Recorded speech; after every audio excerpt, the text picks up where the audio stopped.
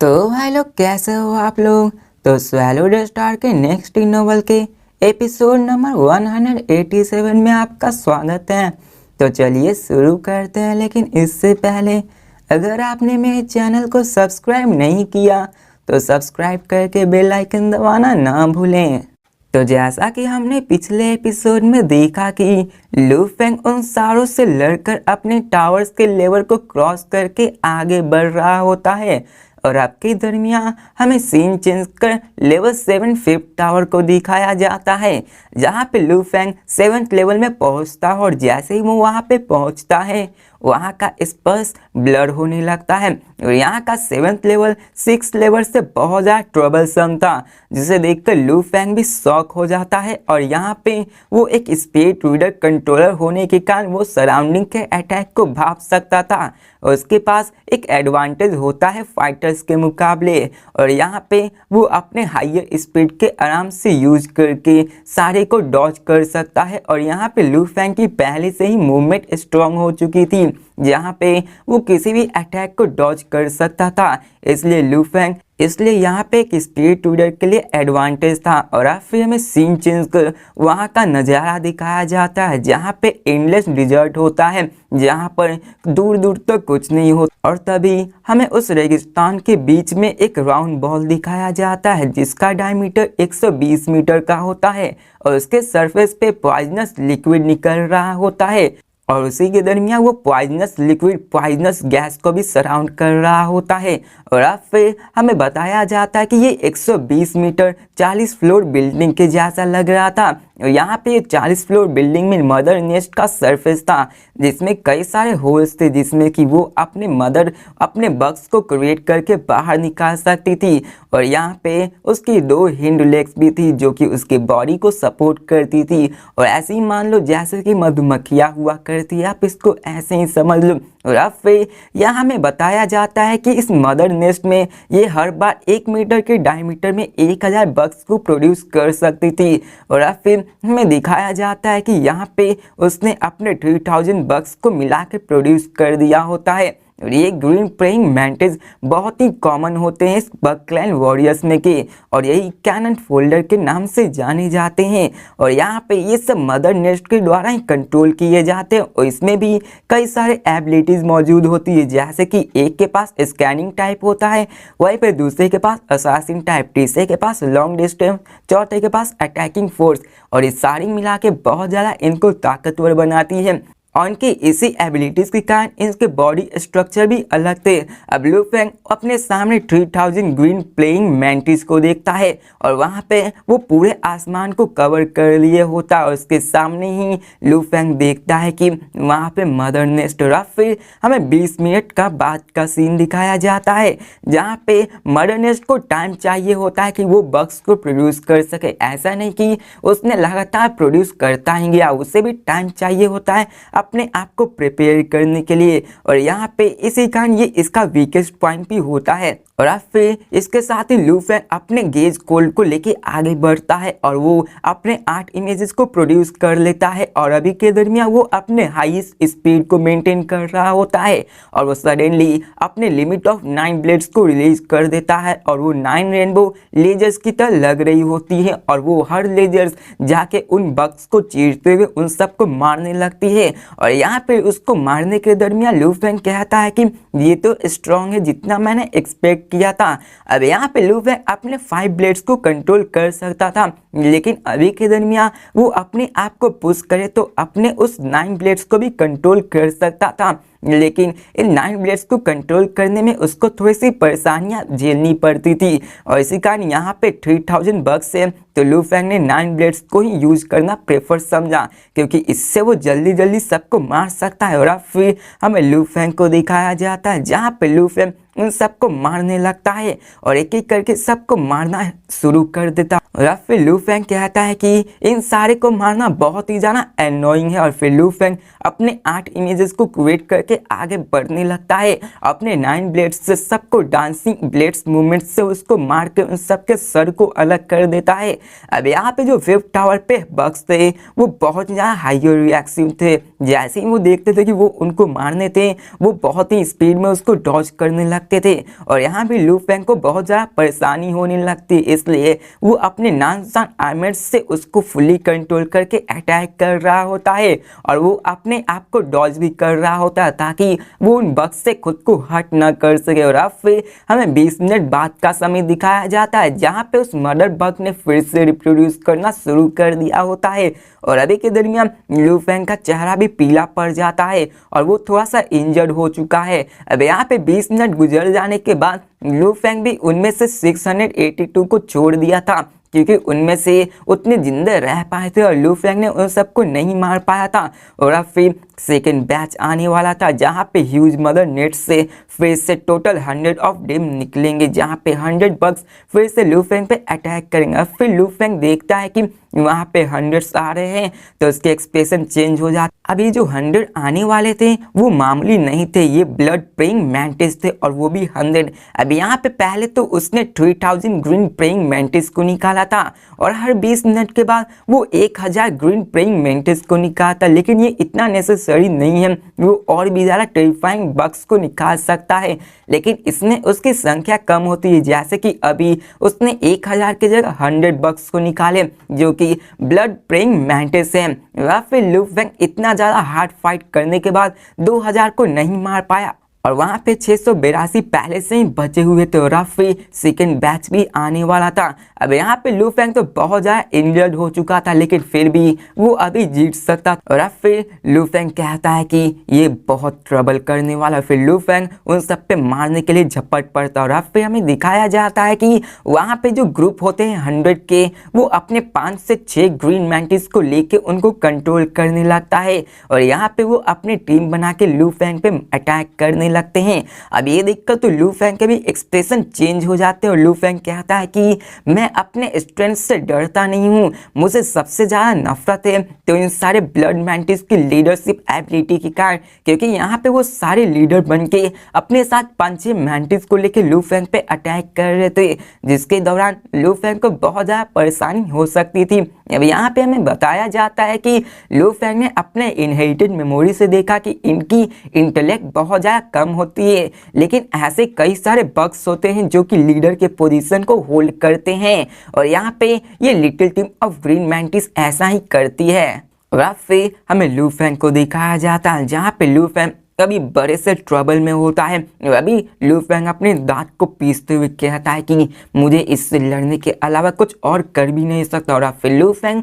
हमें 5 मिनट बाद का सीन दिखाया जाता है जहाँ पे लू फेंग का राइट आर्म ब्रोक हो चुका होता है, उसके एक्सप्रेशन भी चेंज हो जाते हैं और अभी के दरमियान लू फेंग अपने स्पिरिट एनर्जी को एक्सट्रीमली हाई यूजेस पे ले चुका था और अभी के दरमियान 100 टीम्स में से 82 बचे हुए थे और वो 82 ब्लड मैंटिस 353 ग्रीन मैंटिस को लेकर लीड कर रहे होते हैं और यहाँ पे लू फेंग ने कई सारे ग्रीन मैंटिस को मार दिया होता है। लेकिन अभी लू फेंग कहता है कि मैं अगर 9th लेवल पे आ चुका होता तो शायद मैं इन सबको हरा पाता और अब फिर लू फेंग कहता है कि अगर मैं मर भी गया तो क्या हुआ, मैं और भी मार कर मरूंगा। और अब फिर लू फेंग की आंखें लाल हो जाती है। लू फेंग खड़ा होकर अपने डार्क क्लाउड शटल पे उसके बहुत ही स्पीड से आगे बढ़ता है और वो कहता है कि बग क्लैन तुम सब मरोगे और फिर वो 82 लिटिल टीम्स के साथ भिड़ जाता है और अब फिर लू फेंग ऐसे ही फाइट करता रहता और वहाँ पे 26 टीम बचती है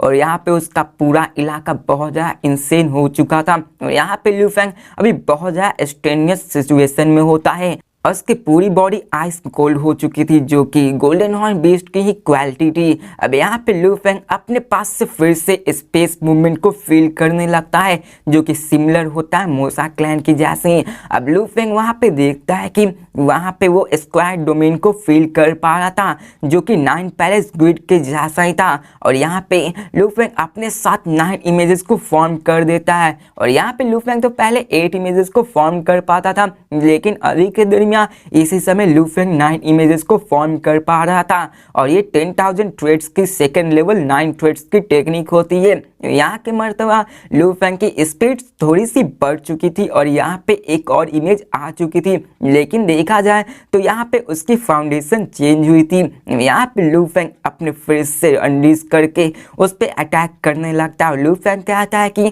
ये मोसा क्लैन की बॉडी बहुत लंबे समय से ट्रेंड कर रही है और अभी के दरमियान देखा जाए तो मोसा क्लैन 100 इमेजेस को प्रोड्यूस कर सकती है और यहाँ पे वो अभी स्पेस में ये कर सकती है, लेकिन अभी के दरमियान लू फेंग वर्चुअल यूनिवर्स में है, जिसके कारण लेकिन लू फेंग की बॉडी अपने लिमिट पे 8 इमेजेस को क्रिएट कर सकती है और इस क्राइसिस के समय में लू फेंग ने 9 इमेजेस को क्रिएट कर दिया था और लू फेंग अपने स्पेशल फीलिंग को फील कर पा रहा था, जो कि मोसा क्लैन के 9 ट्रेड्स के फीलिंग के जैसा ही था। और यहाँ पे लू फेंग क्या था कि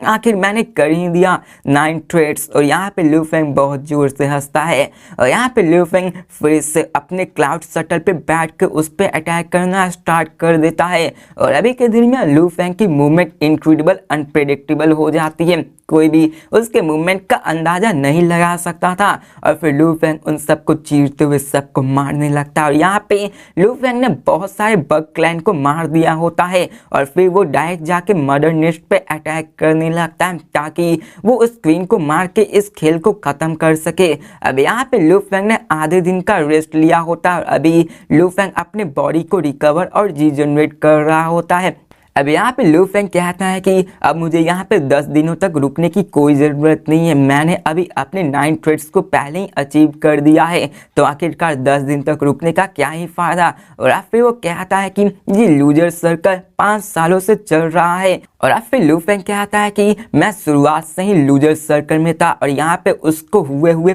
5 साल हो चुके हैं और इन 5 सालों के हार्ड ट्रेनिंग में मैंने अपना न्यू प्लेटफॉर्म में स्टेप अप किया है और मैंने 9 ट्रेड्स को भी सीख लिया है, जो कि बहुत ज़्यादा टेरिफाइंग है। और अब फिर लू फेंग कहता है कि चलो नेक्स्ट टावर पे। और अब फिर हमें सीन चेंज के प्लाजा को दिखाया जाता है, जहाँ पे मिलियंस ऑफ जीनियसेस के साथ अनडाइंग बेइंग भी उस स्क्रीन पे देख रहे होते हैं, जहाँ पे अभी के मर्तबा सिर्फ लू फेंग ही उस पार्टिसिपेंट्स में से बचा हुआ होता है। तो यहाँ पे जब लू फेंग ने अपने स्ट्रेंथ को रिलीज किया और 9 इमेजेस को प्रोड्यूस करके पूरे बग क्लैन को ही सफाया कर दिया, जिसे देखकर सारे जीनियसेस साइलेंट हो चुके थे। और अब फिर हमें नंबर 13 को दिखाया जाता है, जहाँ पे वो देखकर वो भी शॉक होता है और कहता है कि इसने 9 ट्रेड्स के रियलम तक को पास कर दिया, आखिर ये बंदा है क्या, इसके पास इतनी ज़्यादा स्ट्रेंथ आई कहाँ से। और वो भी इन सबसे शॉक हो रहा होता है। अब यहाँ पे हमें 13 के बगल में एक और अनडाइंग बेइंग को दिखाया जाता है,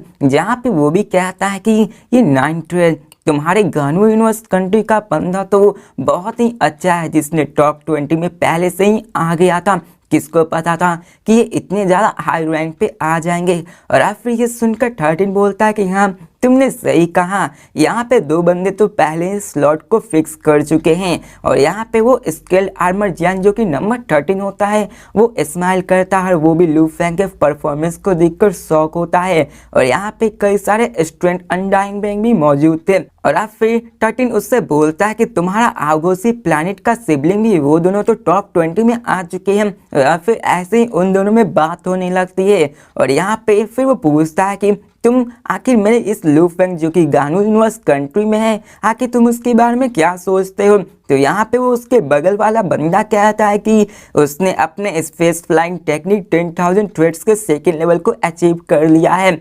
नानसान आर्मेट्स जो कि अपने 9 ब्लेड्स को कैपेबल यूजेस करना सीख लिया है और वो बहुत ज़्यादा अच्छा है, इसके बेसिक्स बहुत ज़्यादा सॉलिड है और इसका टेम्परमेंट भी बहुत ज़्यादा काम है और इसकी पोटेंशियल भी बहुत ज़्यादा ह्यूज है। और मैं ये कह सकता हूँ कि अभी के मर्तबा जो इसके पास स्ट्रेंथ है वो आराम से रैंक टॉप 10 में आ सकता है। तो यहाँ पे ये सुनकर वो कहता है कि हाँ वो टॉप 10 में आ सकता है, लेकिन फिर वो कहता है कि शायद वो आ सकता है क्योंकि अभी के दरमियान जो ट्रेनिंग में वो है वो उसकी रियल स्ट्रेंथ नहीं दिखाती है। और फिर वो आगे बोलता है कि ये ट्रेनिंग 1 वर्सेस 1 ड्यूअल से बहुत ज़्यादा अलग है। यहाँ पे स्पेड रूलर जो कि अपने स्पेड वेपन को कंट्रोल करके डिस्टेंस से अटैक करता है, वहीं पे फाइटर उसके पास जाके उसको मारता है। इसी के दरमियान उन सबके बीच में बहुत ज़्यादा गैप होता है। और अगर बात करें ऑटोमन पपेट्स और मेटल लाइफ फॉर्म की, तो वो स्पेड अटैक के सामने कुछ नहीं है, जिसके कारण उन सबको अपनी स्ट्रेंथ यूज करनी पड़ जाती है। वहीं पे अगर इन पपेट्स के सामने किसी को फाइटर ले आया जाए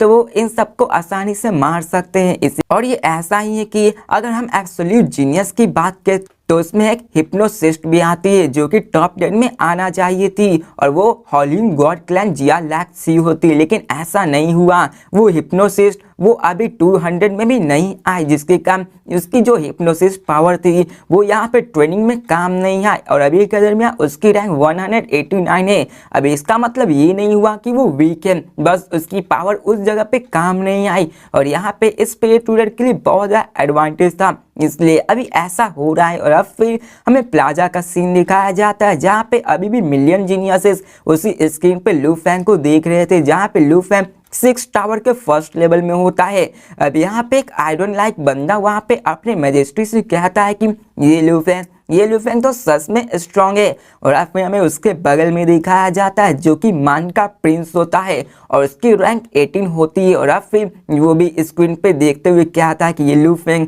मैं एडमिट करता हूँ कि मैं इसके बारे में गलत था, मुझे ऐसा नहीं लगा था। और हमें जैसा कि पता है कि मान का प्रिंस ने पहले ही कह दिया था कि मैं उस पर ध्यान ही नहीं दूंगा, जो बंदा टॉप 1000 में नहीं आ सकता वो मुझे थ्रेट नहीं डाल सकता है। लेकिन अभी के मर्तबा वो भी 5th टावर के 7 लेवल को पास नहीं कर पाया था, और उसकी एस्टिमेटेड रैंक 9 से 10 थी, लेकिन अभी के दरमियान जो हुआ था वो उससे नीचे आ चुका था। और फिर वो कहता है कि उसकी रैंक भले ही मेरे से हाई हो, लेकिन मैं ये पक्का कह सकता हूँ कि 1 वर्सेस 1 मैच में मैं उसको आराम से डिफीट कर सकता हूँ। और अभी वो फिर से कॉन्फिडेंस में भर जाता है कि बच्चे, उसका मेरे सामने कोई मुकाबला नहीं है। और अब फिर हमें मान का यूथ को दिखाया जाता है जहाँ पे वो भी कहता है कि क्या ही स्ट्रॉन्ग बंदा है, इसने अपने 10,000 ट्रेड्स को यूज किया है, और इसने अपने 9 ट्रेड्स को भी यूज करना सीख लिया, ये अपने स्ट्रॉन्ग कहलाने लायक है। और अब फिर हमें सीन चेंज कर सेवेज रोंगजुन को दिखाया जाता है जहां पे वो लू फैंग को देखकर कहता है कि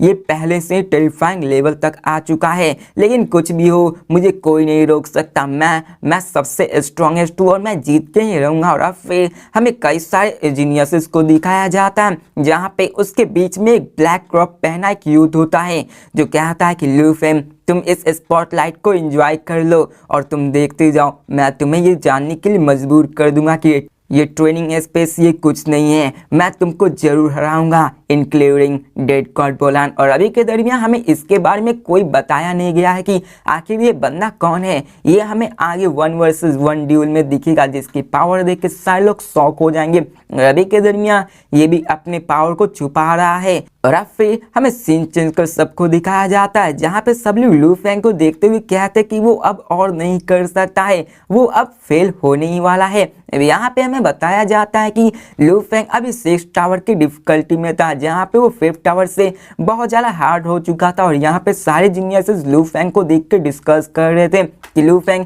इसमें हारने वाला है। और यहाँ पे हमें सीन चेंज कर लू फैंग को दिखाया जाता है जहाँ पे वो भी उनसे लड़ रहा होता है, उसकी पूरी बॉडी में शॉकिंग किलिंग इंटेंट होता है, और वो कहता कि जाओ तुम सब मरो। और अभी के मर्तबा लू फैंग के खून में बहुत ज़्यादा स्ट्रेंथ मौजूद थी, और वो अपने डार्क क्लाउड शटल पे खड़ा होकर अपने 9 इमेजेस को प्रोड्यूस करके अटैक कर रहा होता है। और यहाँ पे वो अटैक जैसे कर रहा था वो लू फैंग के एब्सोल्यूट डोमेन के जैसा ही लग रहा था, और यहाँ पे लू फैंग उन सारे मैमट्स से लड़ रहा था, यहाँ पे लू फैंग उन सबसे क्लैश करता है। और यहाँ पे उन मैमट्स के पास भी अपनी डोमेन थी जहाँ पे जब वो अपने सारे 10,000 मैमट्स एक साथ डोमेन को रिलीज करती है तो ऐसा लगता है कि वो पूरा बैटलशिप डोमेन से ही भर चुका है। अब यहाँ पे लू फैंग कहता है कि इसलिए शायद वो डेड गॉड बोलान भी अपने 7 टावर के फर्स्ट लेवल को पास नहीं कर चुका है, क्योंकि यहाँ पे जो डिफिकल्टी लेवल है वो बहुत ज़्यादा बढ़ चुकी है। और अब फिर हमें ये बताया जाता है कि 7th लेवल के 6 टावर पे डेड गॉड बोलान बहुत ज़्यादा रिलैक्स था, यहाँ तक कि उसने अपने एनर्जी को यूज भी नहीं किया था। लेकिन जैसे ही वो टावर 7 पे लेवल 1 पे आ चुका था, यहाँ पर वो अपनी पूरी स्ट्रेंथ को को यूज करने के बाद फिर भी फेल हो चुका था और यहाँ पे लू फेंग अभी से ही प्रॉब्लम में आ चुका था। अब हालांकि उसकी स्ट्रेंथ अपने 9 ट्रेड्स के कारण बढ़ चुकी, लेकिन यहाँ पे 6 टावर की डिफिकल्टी लेवल भी बढ़ चुकी थी। अब फिर हमें लू फेंग को दिखाया जाता है जहाँ पे लू फेंग उस मैमथ से लड़ रहा होता है, लेकिन तभी उस मैमथ की टेल लू फेंग के बॉडी से हिट करती है, जिसके कारण लू फेंग थक सा जाता है और वो दूर सा के गिरता है। और फिर यहाँ पे लू फेंग की कॉन्शियसनेस लॉस्ट हो जाती है और इसी के दरमियान लू फेंग हारा जाता है। और अब फिर में सीन चेंज कर जीनियस बैटल को दिखाया जाता है जहाँ पे लू फेंग ने 6892 ब्लड हैमर्स को मारा था। और फिर लू फेंग वहां से निकलकर फिर से उस प्लाजा में आ चुका होता है और जैसे ही वहां पे वो आता है सारे जीनियसेस लू फेंग को ही देखने लगते हैं।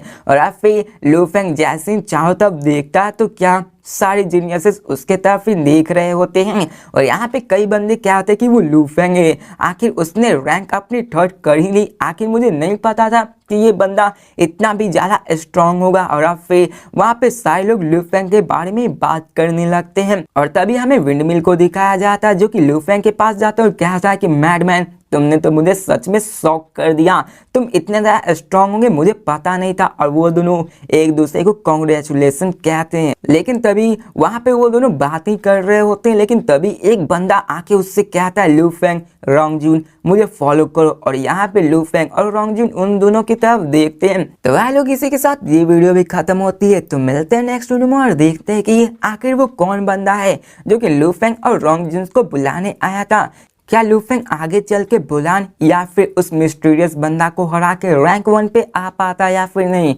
तो मिलते हैं नेक्स्ट वीडियो में, तब तक के लिए बाय।